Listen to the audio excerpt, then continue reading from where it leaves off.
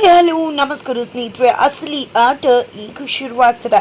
ಗೀತಾ ಧಾರಾವಾಹಿಯ ಅಂತಿಮ ಸಂಚಿಕೆಗಳು ಈಗ ಶುರುವಾಗ್ತದೆ ಅಂತ ಹೇಳಬಹುದು. ಹಾಗಿದ್ರೆ ಯಾವ ರೀತಿ ಭಾನುಮತಿಯ ಅಂತ್ಯ ಆಗತ್ತೆ, ವಿಜಯ್ ಹೇಗೆ ಬ್ಲಾಕ್ ಮಾಡ್ತಾನೆ, ಕತೆ ಅಂತ್ಯಗೊಳಿಸ್ತಾನೆ, ಇದೆಲ್ಲವನ್ನ ಕೂಡ ತಿಳ್ಕೋಬೇಕು ಅಂದರೆ ಈಗಲೇ ನಮ್ಮ ಈ ಚಾನಲ್ನ ಸಬ್ಸ್ಕ್ರೈಬ್ ಮಾಡಿ. ಹಾಗೆ ಈ ಒಂದು ವಿಡಿಯೋ ಹಾಗೆ ಮುಂದಿನ ವಿಡಿಯೋವನ್ನು ವಾಚ್ ಮಾಡೋದನ್ನು ಮರಿಬೇಡಿ.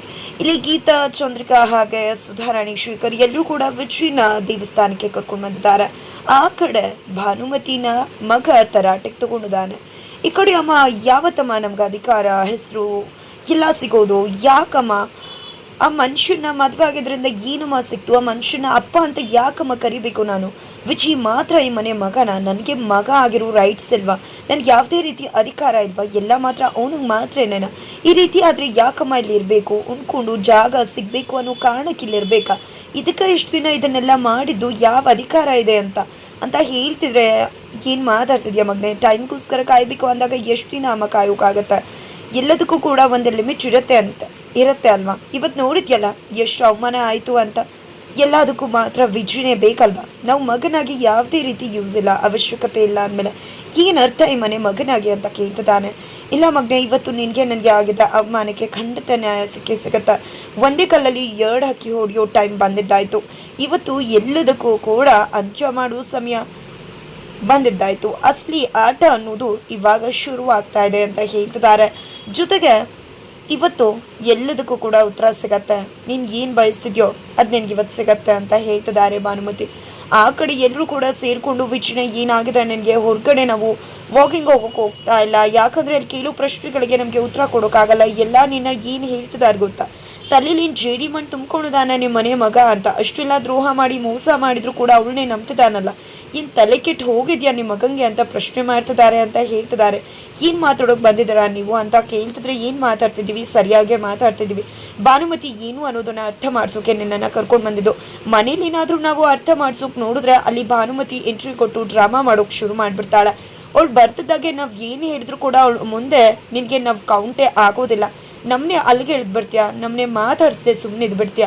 ಇನ್ನೇನು ಮಾಡೋದು? ಅದಕ್ಕೋಸ್ಕರ ಈ ರೀತಿ ನಿನ್ನ ಕರ್ಕೊಂಡು ಬಂದು ನಿನ್ನ ಕಣ್ತಿಡ್ಸೋ ಪ್ರಯತ್ನ ಮಾಡ್ತಿದ್ದೀವಿ. ಭಾನುಮತಿ ಎಂತವಳು ಅಂತ ಅರ್ಥ ಮಾಡಿಸ್ತಿದ್ದೀವಿ ಅಂತ ಹೇಳ್ತಿದ್ದಾರೆ. ಅದಕ್ಕೆ ಇಲ್ಲಿಗೆ ನನ್ನನ್ನು ಕರ್ಕೊಂಡು ಬಂದ್ರ ಅಂದಾಗ, ಹೌದು ಅದಕ್ಕೆ ನಿಮ್ಮನ್ನು ಕರ್ಕೊಂಡು ಬಂದಿದ್ದು ಅಂತ ಹೇಳ್ತಿದ್ದಾರೆ.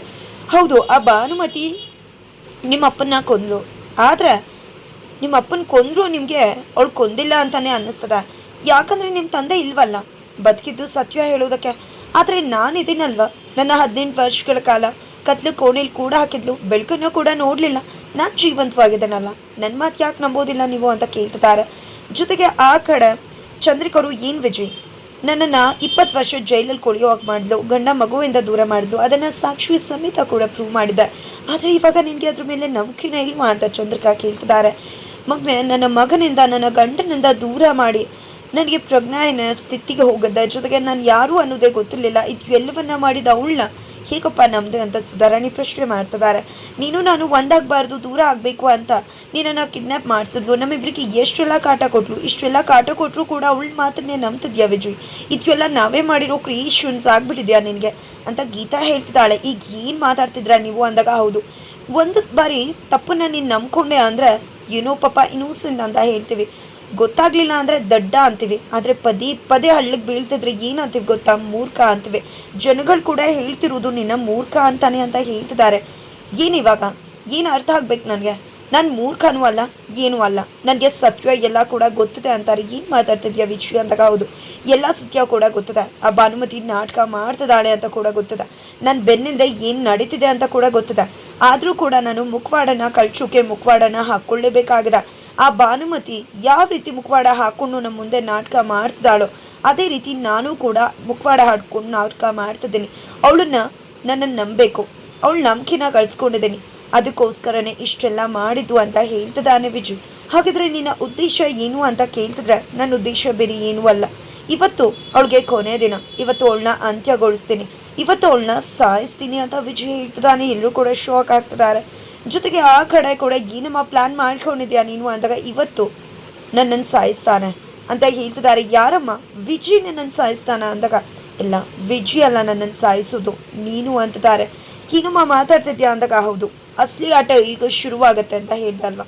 ಅಸಲಿ ಆಟ ಈಗ ಶುರುವಾಗತ್ತೆ. ನಾನು ಏನು ಹೇಳ್ತೀನೋ ಅದೇ ರೀತಿ ಮಾಡುವ ಅಂತ ಹೇಳಿ ಭಾನುಮತಿ ಕೂಡ ನಂಬ್ಕೊಂಡು ಈ ಕಡೆ ವಿಚಿನ ನಂಬಿ ಹಳ್ಳಕ್ಕೆ ಬೀಳೋಕೆ ಎಲ್ಲ ರೀತಿ ತಯಾರಿ ಮಾಡ್ಕೊತಿದ್ರೆ, ಆ ಕಡೆ ನಂಬಿಸಿ ಕುತ್ತಿಗೆ ಕುಯ್ಯೋಕೆ ವಿಚಿ ರೆಡಿಯಾಗಿ ಮನೆ ಕಡೆ ಬರ್ತಿದ್ದಾನೆ. ಈ ಕಡೆ ತಾವು ಸೋತು ಹೋದ್ವಿ, ಗೆದ್ದಿದ್ದು ಅವರು, ಬಟ್ ನಾವು ಗೆದ್ವಿ ಅಂತ ಅಂದ್ಕೊಂಡ್ವಿ. ಆದರೆ ಇದು ಎಲ್ಲದಕ್ಕೂ ಕೂಡ ಫುಲ್ ಸ್ಟಾಪ್ ಕೊಡಲೇಬೇಕು. ಇವತ್ತು ನಾನು ಹೇಳಿದಾಗ ಆಗದ್ರೆ ಎಲ್ಲವೂ ಕೂಡ ಸರಿ ಹೋಗುತ್ತೆ ಅಂತ ಭಾನುಮತಿ ಅಂದ್ಕೊಂಡಿದ್ದಾರೆ. ಹಾಗಿದ್ರೆ ಈ ಒಂದು ಕಥೆಗೆ ಅಂತ್ಯ ಹೇಗೆ ಸಿಗ್ಬೋದು? ಜಸ್ಟ್ 1 ವೀಕ್ ಒಳಗೆ ಕತೆ ಅಂತ್ಯ ಆಗ್ತಾ ಇದೆಯಾ? ಯಾವ ರೀತಿ ಅಂತ್ಯ ಆಗುತ್ತೆ, ಯಾವ ರೀತಿ ಈ ಒಂದು ಸೀರಿಯಲ್ಗೆ ಶುಭಂ ಅನ್ನೋದು ಸಿಗುತ್ತೆ ಅನ್ನೋದನ್ನು ತಿಳ್ಕೊಬೇಕು ಅಂದರೆ ಈಗಲೇ ನಮ್ಮ ಈ ಚಾನಲ್ನ ಸಬ್ಸ್ಕ್ರೈಬ್ ಮಾಡಿ, ಹಾಗೆ ಒಂದು ವಿಡಿಯೋವನ್ನು ಪೂರ್ತಿಯಾಗಿ ನೋಡಿ.